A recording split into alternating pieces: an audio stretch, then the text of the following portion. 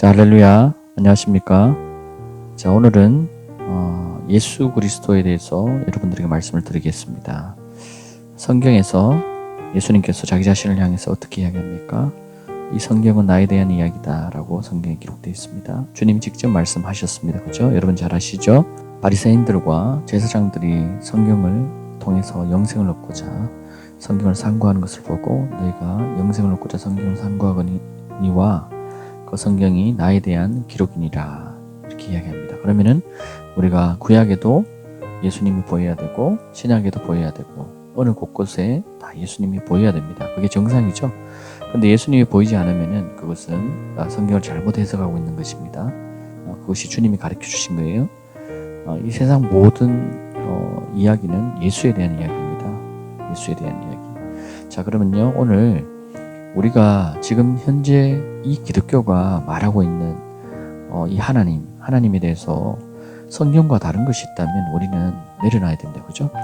이 성경에서 전혀 말하지 않고 있는 것을 우리가 이야기하고 있는데 그것이 전통일지라도 내려놔야 됩니다. 그것이 유명한 목사님이 말하는 것일지라도 그것을 내려놔야 됩니다. 근데요, 이 지식은 아무나 이래 얻는 지식이 아닙니다. 성경에도 그렇게 기록되어 있죠. 바울이 그렇게 이야기를 합니다. 이 지식은 아무에게나 주어진 지식이 아니다. 이 계시는 아무에게나 주어지지 않았다. 이런 이야기를 바울이 여러 번 이야기를 합니다.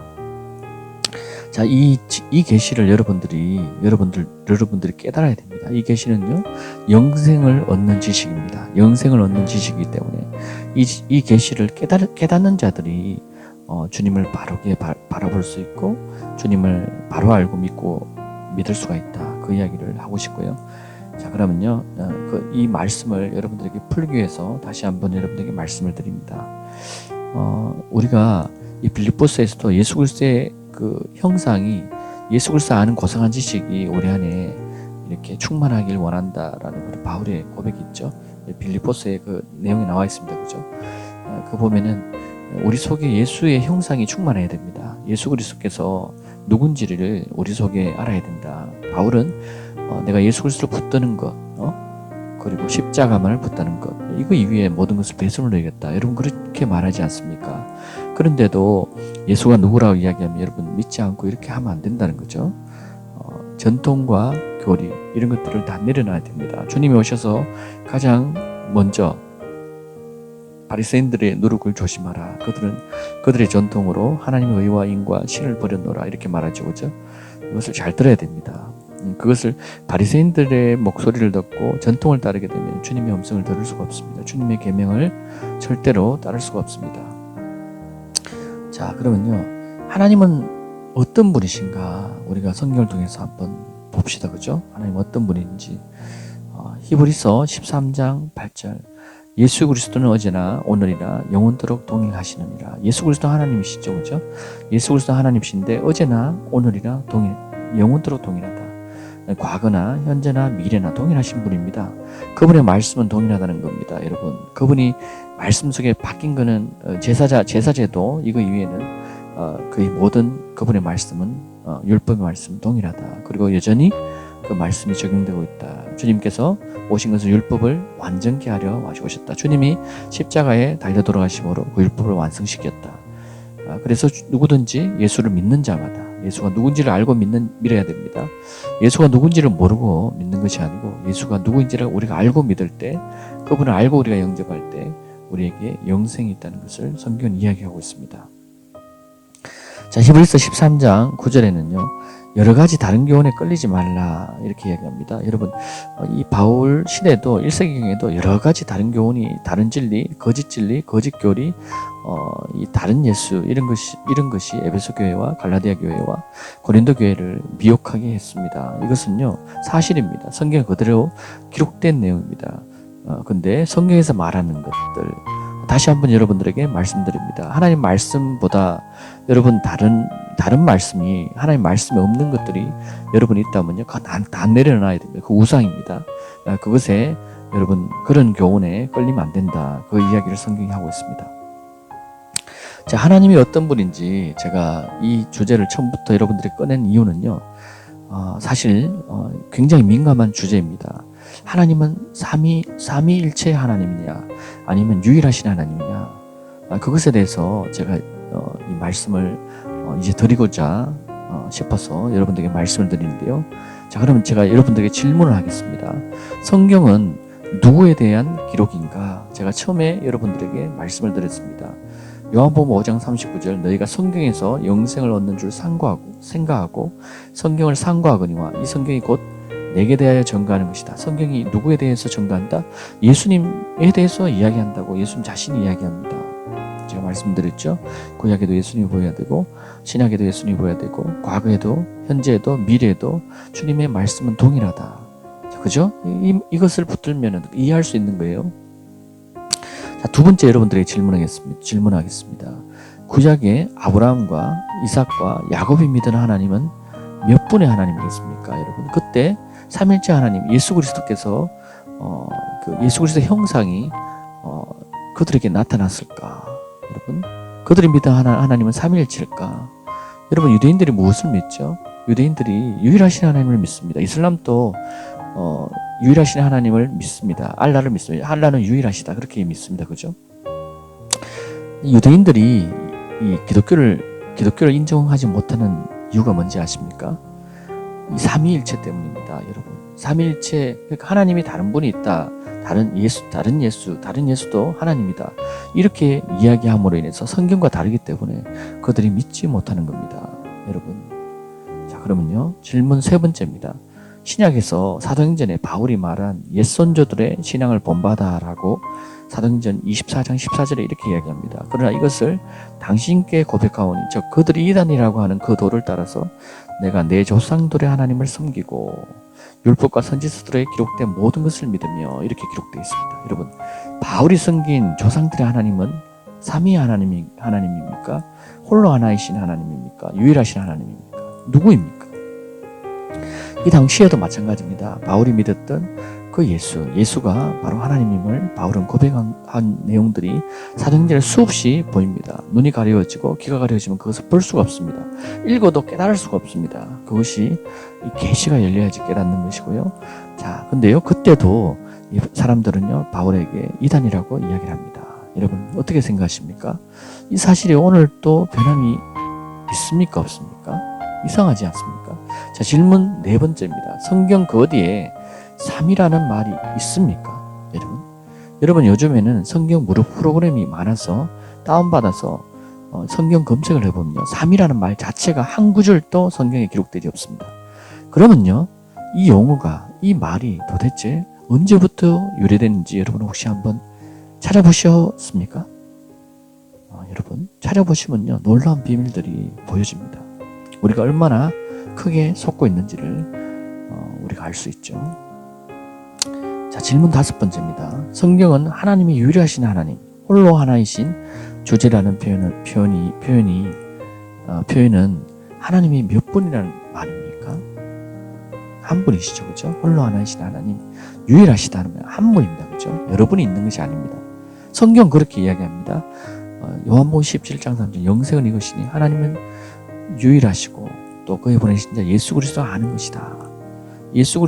하나님은 유일하신 하나님을 아는 것과 예수 그리스도를 아는 것이다. 예수 그리스도를 알기 위해서 여러분들이 기도하고 말씀을 찾기 시작하면요, 보입니다. 그것이.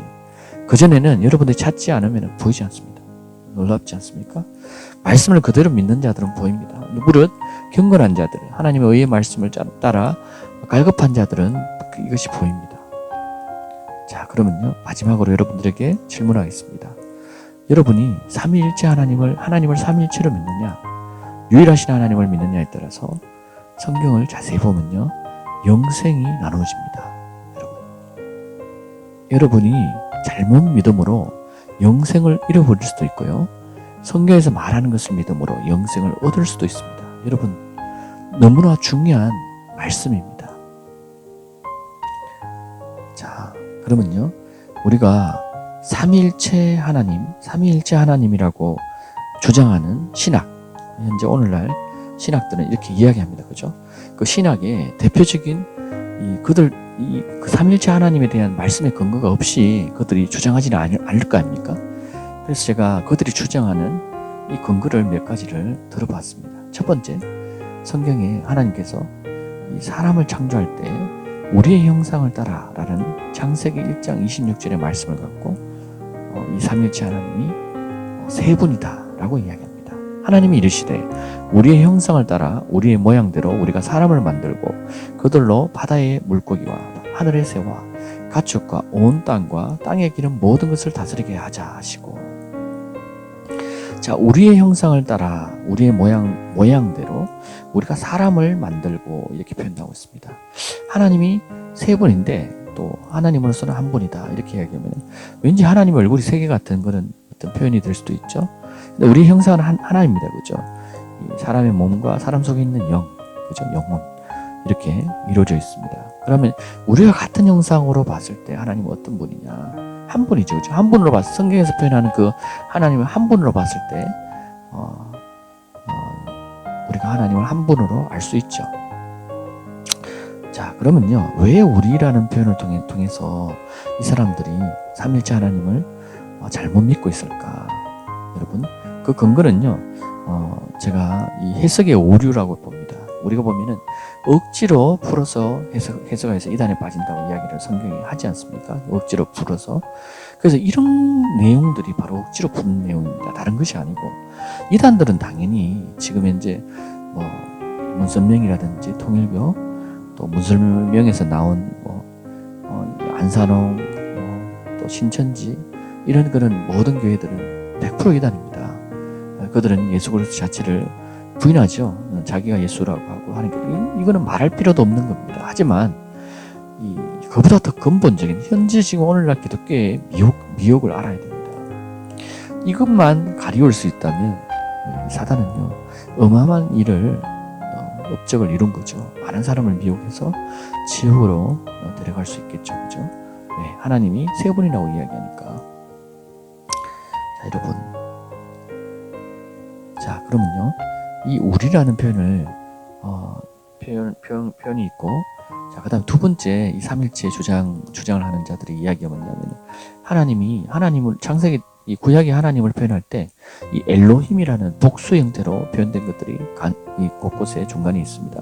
물론 모두 전체가 그런 건 아니고요. 그 엘로힘의 이 용어가 이 복수라는 의미를 갖고 있어서 하나님은 이 세 분이다 이렇게 얘기합니다. 이 근거는요, 이 세 분이라는 근거는요, 이 신약에 나오는 이 말씀으로 근거로 이들이 잡습니다. 그 말씀이 어디냐면 마가복음 1장입니까? 거기 나옵니다. 여러분 보시면요, 예수님께서 세례를 받으실 때, 침례를 받으실 때죠. 침례를 받으실 때 하늘에서 하나님의 음성이 들리고 성령이 비둘기같이 예수님의 머리 위에 임하고 또 아들이신 예수가 왔다, 임했다. 그래서 이 삼위의 현년이다 이렇게 그들은 이야기합니다. 그래서 이 근거로 가지고 이 창세기 1장 26절 우리의 형상과 이 엘로힘을 이야기하는 거예요. 근데 이 구약을 가지고 그들이 믿었던 하나님, 아브라함과 이삭과 야곱의 하나님은 홀로 하나이신 유일하신 하나님인데 왜 이게 갑자기 신약에서 다시 거꾸로 와서 이런 이야기를 하고 있냐는 거예요. 자, 그럼 다시 한번 묻겠습니다. 이 창세기 1장 26절에 우리의 형상을 따라 할 때 우리가 몇 명입니까? 하나님이 도대체 몇 명이라고 표현도 안 돼 있는데 왜 세 분이라고 정확하게 이야기하고 있냐는 거예요. 이게 신약의 근거가 없다고 생각해 보십시오. 여러분, 신약의 말씀이 없는 그 상황에서 아브라함과 이삭과 야곱의 하나님이 그들이 믿었던 하나님이 신약의 말씀, 신약의 예수가 안 왔을 때 그 당시에 그들도 예수의 형상을 알았습니다. 이 신약의 표현을 보면은 제가 볼 때는 선지자의 말을 더디 믿는 자들아 이렇게 이야기 표현을 많이 하지 않습니까? 구약에도 거지와 나사로의 비유를 이야기하면서도 너희가 선지자의 글을 믿었다면 이 나사로가 죽어서 다시 살아나서 가서 복음을 전해도 너희 부자의 친척이 믿고 듣지 않을 것이다. 여러분, 그 이야기를 하지 않습니까?